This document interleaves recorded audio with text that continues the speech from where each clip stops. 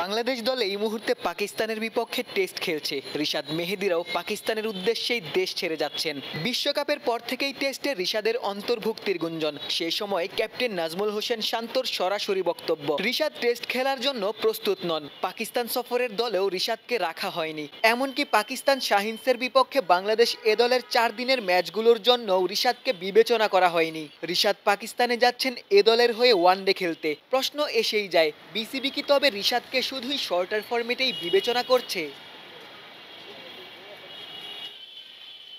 বোর্ডের সভাপতির পরিবর্তন হয়েছে, সেই সাথে রিশাদের টেস্ট ভাগ্যেরও বোধহয় পরিবর্তন আসছে। খোদ বিসিবি বস প্রথম সংবাদ সম্মেলনেই নির্বাচকের কাছে প্রশ্ন রেখেছেন, রিশাদকে কেন টেস্টের জন্য বিবেচনা করা হয়নি।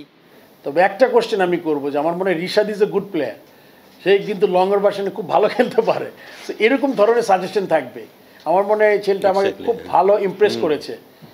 তার কারণটা আমি বলে দিচ্ছি, এটা কিন্তু আমি অবভিয়াস করবো না কোনো দিনই, আপনি মনে রাখবেন এটা, বিকজ অবভিয়াস করলে, খারাপ করলে দায়টা আমার কাছে আসবে। বিসিবি সভাপতি নিজের পছন্দ চাপিয়ে দিতে চান না, নির্বাচকদের স্বাধীনতা দিতে চান। তবে সাবেক নির্বাচক ফারুক আহমেদের জহুরির চোখে সেরা ক্রিকেটার বাছাইয়ের অভিজ্ঞতাও তো আছে। সে আলোকেই তিনি পরামর্শ দিবেন। রিশাদের কেন টেস্ট খেলা উচিত, ফারুক তার ব্যাখ্যাও দিয়েছেন।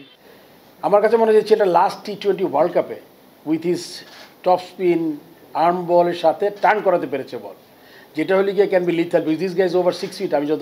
আমি যে সামনে থেকে লোকে দেখি না এখন আমি। সো আমার কাছে মনে হয় যে ইদার ও টেস্ট ম্যাচে, নাইলে HP, আমি জানি না ও এই টিমে খেলতে গেছে কিনা, আমি জানি না মাহবুব।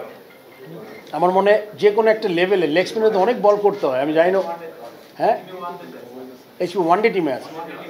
আমার মনে হয় হি শুড প্লে, বাট এই ধরনের জিনিস আছে, this are all suggestion, but I will never make it obvious that he has to be there because it's selectors job. গেল 1.5-2 বছরে সাদা বলের ক্রিকেটে রিশাদ রাজত্ব করেছেন। বিশ্বকাপেও ক্রিকেট বিশ্বকে চমকে দিয়েছেন। সাদা বলে যিনি অবিশ্বাস্য, লাল বলেও তাকে কাজে লাগানোই ক্রিকেট বোদ্ধাদের পরামর্শ।